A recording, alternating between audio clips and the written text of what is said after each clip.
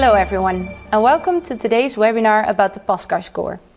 My name is Eline Holtslag, and I am an Incubation Specialist at Royal Pasgiform. Before I start, I want to say that it is possible to ask questions during this presentation through the chat function. These will be answered as many as possible during this webinar. Also, the handouts and a replay button of this presentation will be sent to you after this presentation. So let's start. What is chick quality? I think that if I will ask this question to 3 different people, I will get 3 different answers. So if we look at the word quality, it is actually the set of properties of an object or a being, a positive or negative distinguishing feature.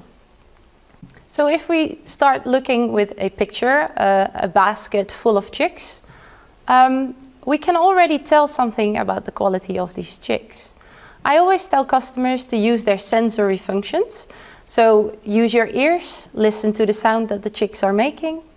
Use your nose. If you smell something funny, probably something funny is happening. And use your eyes. Take a look at the chicks, see what their down is like, and also look at the behavior of the chicks. But this is a very global impression that you're making. We want to take a further look into an individual chick. But if I were to close my eyes and randomly pick one chick of this basket, what are the odds that I get a perfect chick out of a basket full of troubled chicks? Or vice versa, get the only one chick that actually has problems out of this basket of other chicks that are looking very good. So quality is a subjective thing. We get different opinions between people, and even within a person you can differ from opinion from day to day. Let's say a break is coming up and someone is in more of a hurry. That can actually influence this person's idea of quality. So we actually need an objective method with factual information. We want to remove all this person's personal feelings or emotions and actually have a quality based on facts. So do we want the quality of one chick or all chicks? Like I said, if I pick just one chick out of the whole basket, we have some odds at play. So we need to look at more chicks to get a global sense of what's going on. But all chicks would probably be too much and you would spend your whole days doing that. So it's all about a good sample size. Now, what do you want to evaluate if you're talking about chick quality? There's actually 2 ways that you can do this. You can actually look at the quality of a chick before selection. So you will get a sense of feeling what actually happened during incubation. Or you can look at the quality of the chicks after selection, if you actually want to know how good the selection was, or maybe if you want to see what kind of chicks are actually with your first class chicks. If you do a quality score of the chicks after selection, it is important that you also take account the percentage of cold chicks, because that will also tell you something. And if you see that after selection there are multiple chicks that are not so good, and you also see a high percentage of calls, that would actually mean that you also need to take a look at the chicks before selection. So before you are going to do a selection, a chick quality assessment, you need to know when you actually want to do this. Next is a random selection of chicks. We cannot just pull one basket out of the hatcher and start doing the quality check on these. That will not be representative for the whole hatcher. So we actually want to take chicks from left or right or center, top, middle and bottom of the whole hatcher. Or sometimes that we see a problem happening, or maybe you have a feeling that something is happening on, for instance, the left side in the hatcher. You can actually take a selection of the chicks that are from the left side and then compare them to chicks from the other side of the hatcher, just to get the sense of what you're seeing and if that's actually correct. Now, how big should a sample be?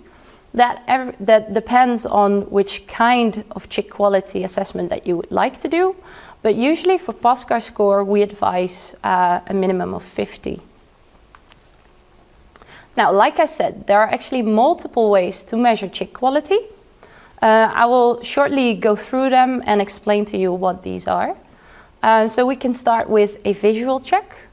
Like the picture that I showed you, it's a check that you do that is based on a short time. You see a lot of chicks at once, and it's also very subjective. So my opinion of those chicks can be different than the next person's.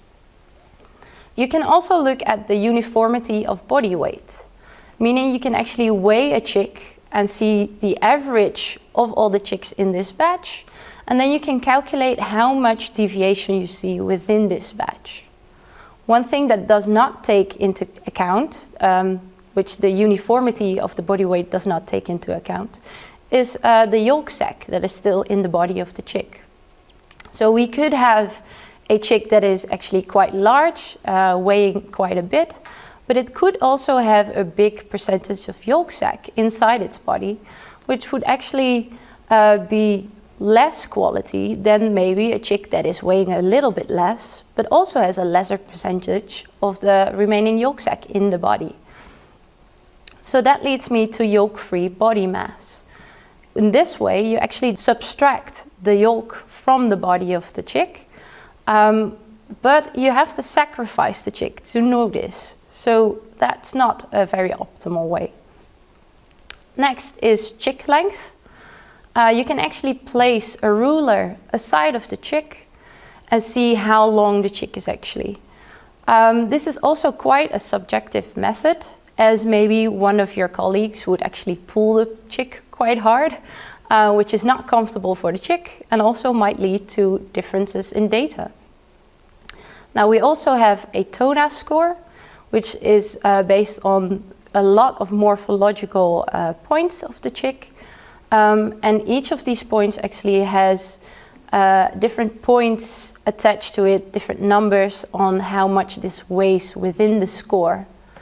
And last but not least, foremost actually, is the Pasgar score, which I will be telling you more about today. Now, the Pasgar score we actually use to check 5 characteristics of the chick. We take a look at the reflex, the navel, the legs, the beak, and the belly. Now, a top quality chick will receive 10 points. For each assessment that we do, we score a 0 or 1 point. Meaning that if we see something that we would rather not see, such as a bad navel, we actually score this chick a 1 point for a navel, that in the end we will deduct from the 10. Meaning the maximum score of a chick is a 10, and a minimum score that we can see is a 5. Also very necessary to say, we would like to reduce the subjectiveness of this quality assessment. Therefore, there is something that you see, such as a bad navel, or not. There's nothing in between. So there's either a 0 or a 1, and there should be no discussion possible with your colleagues. You either see red hocks or you don't see this.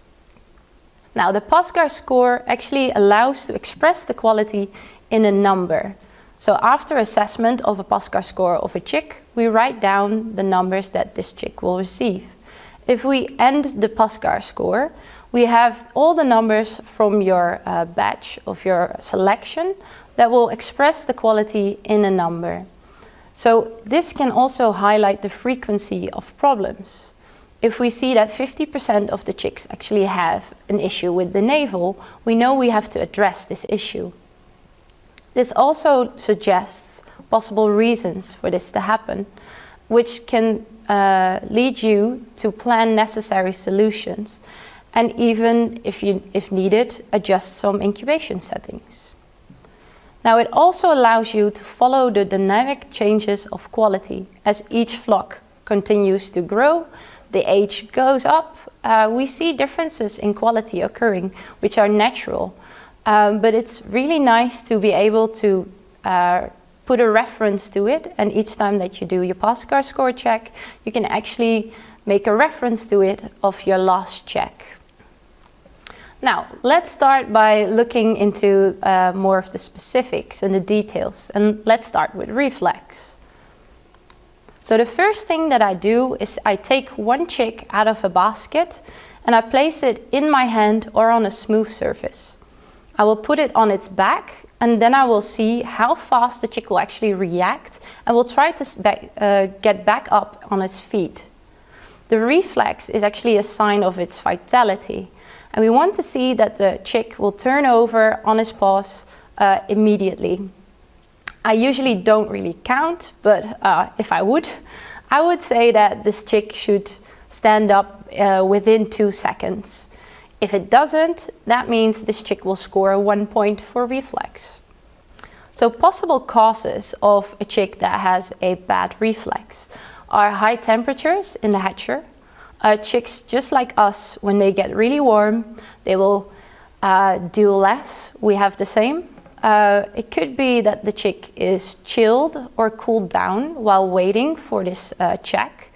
One thing that I usually do to check whether the chick is actually cold or warm is I simply put its feet up against the side of my wrist.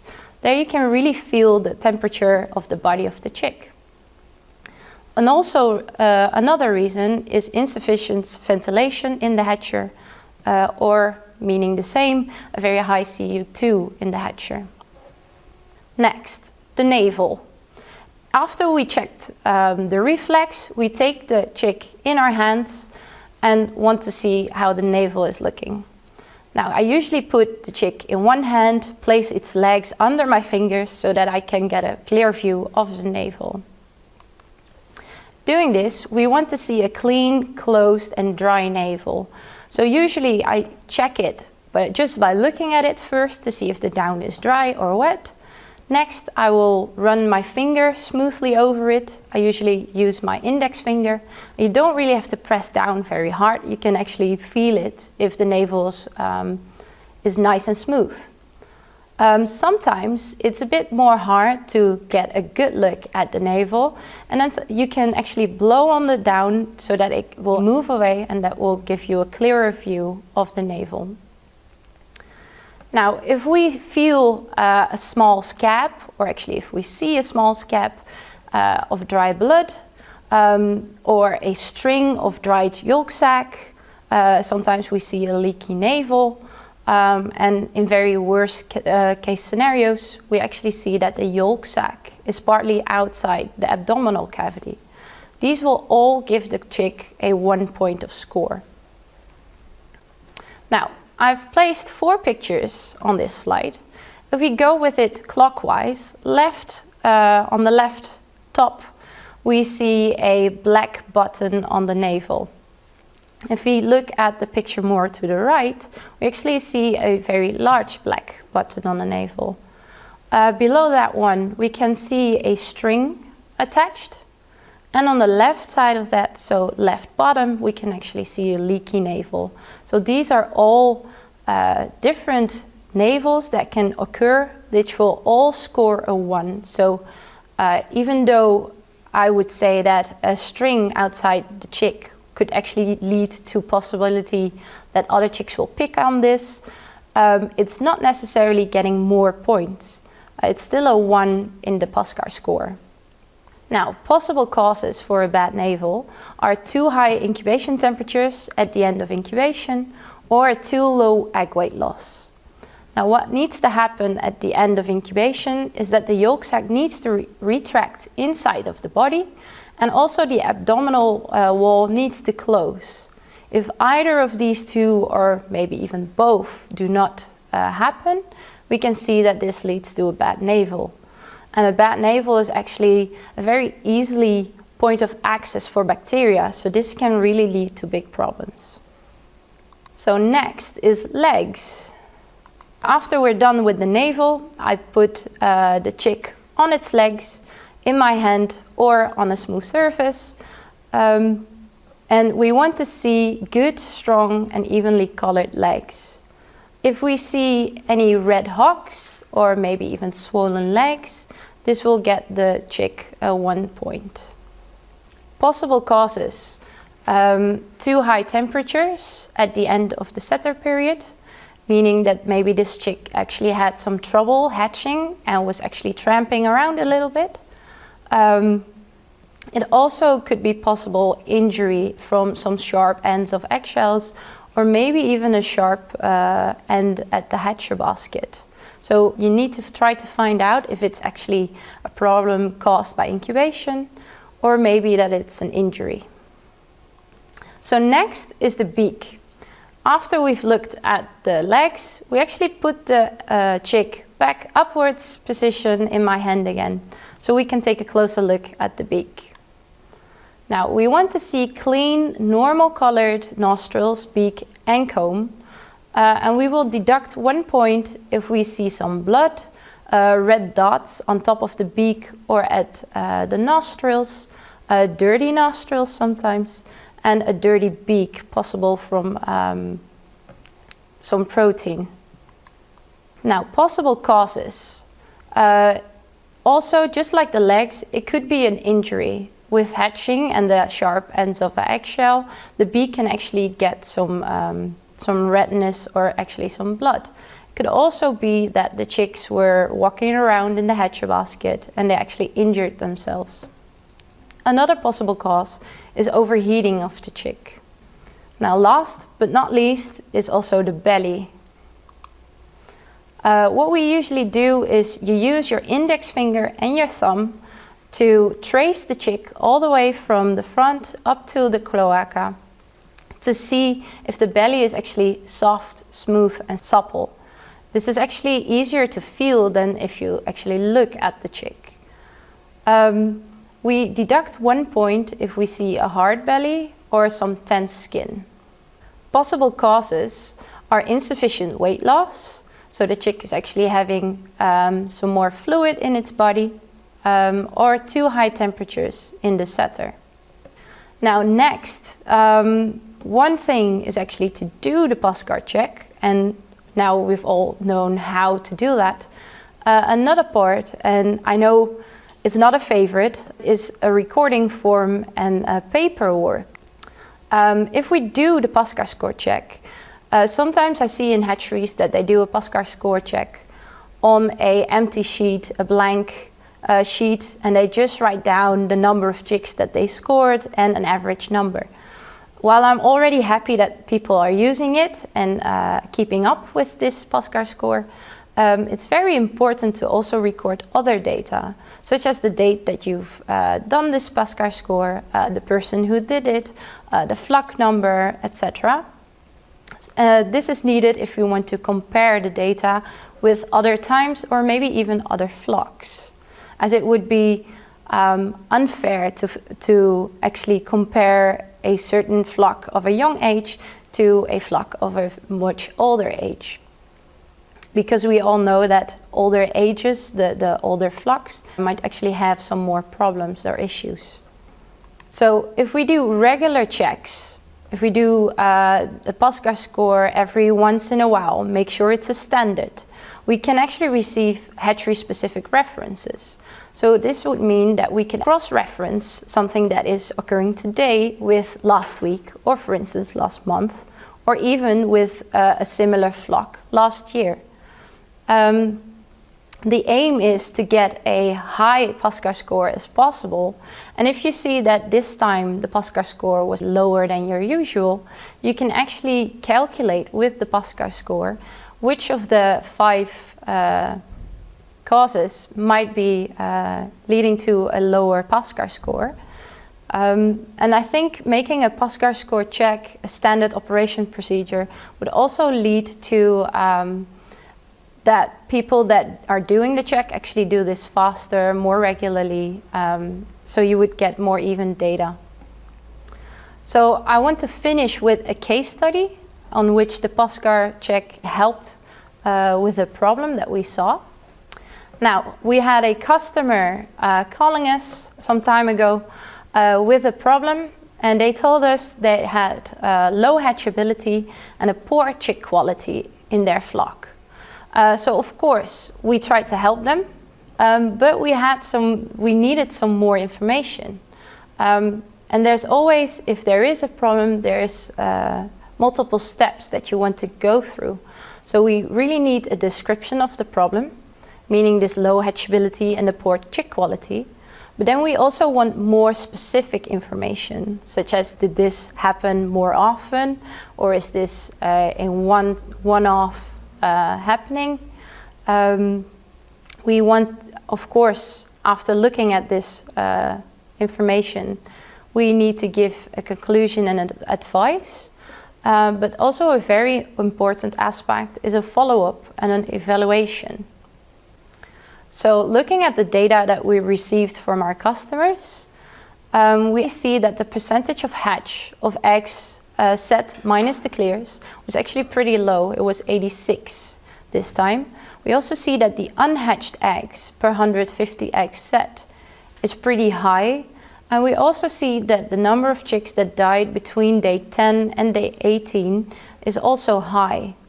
Now, when we did a Pasgar score, we actually got an average result of an 8.7, something that I would not really be content with. If we're looking at this Pasgar score information, we also saw that 30% of the chicks actually had a thick belly and 14% of the chicks had red hocks. Now that would lead us to the following. The red hocks would suspect high temperature at the end of incubation. And the thick belly, we actually suspected high humidity or low temperature during the first part of incubation. But this was just a suspicion that we had. Of course, we needed to confirm this as well. So we asked them what incubation profile they actually used. So next we received a graph. If we're looking at the graph on this slide, the lines are actually the temperature set points, and the dotted lines are the average eggshell temperatures, so the temperatures that we actually measured going in there. The red line is actually before, so they used this incubation program when they actually saw the problem occurring. And after we saw and we thought that maybe the temperature in the beginning was not high enough, it was actually confirmed with this data. If we look at the dotted red lines, we see that the average eggshell temperature is actually below 100 during the first, I believe, 13 or 14 days. So our advice was to increase the temperature set points during the first 13 days of incubation. And the red line actually shows the set points that we advised. Of course, we also went back and checked the average eggshell temperature to confirm. And those are the dotted lines. As you can see with the improved incubation set points, we can see that now the chicks' eggshell temperatures are actually on 100 degrees Fahrenheit and actually going up in the end. Now, this is not enough. We also wanted to go back to check the data and also do a Pasgar score again to confirm that we actually made a good adjustment. So if we're looking at the after the advice, the hatch percentage of eggs set minus clears is actually higher. It's 92.6 now. The unhatched eggs per 150 eggs set was lower. And also the percentage of chicks that actually died between day 10 and day 18 was lower. Now there's still room for improvement. These results still do not make me entirely happy, but we can say that this is an improvement already. Also, when we did the Pasgar score, we saw that the chicks with a thick belly was actually lowered to 7%. And also we went from 14 to 5% of chicks that had red hocks. So this is definitely an improvement that we saw.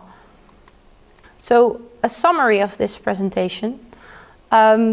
Quality of chicks is a very subjective term.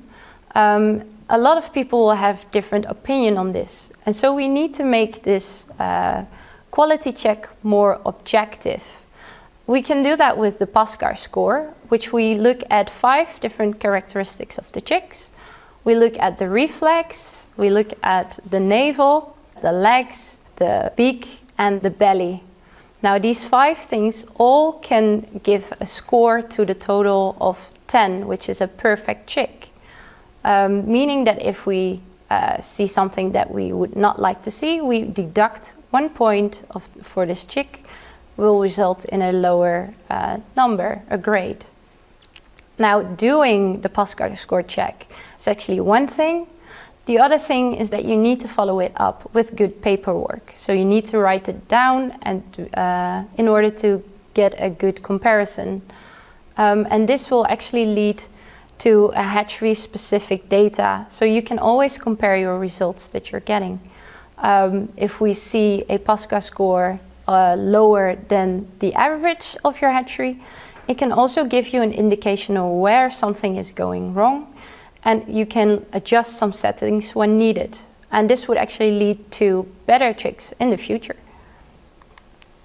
So thank you for watching. This webinar replay and the handouts will be available for you after this webinar. Please also take a look at the knowledge section of our website, and we're happy to see you next webinar. Royal Pasture Farm for the highest number of best quality chicks.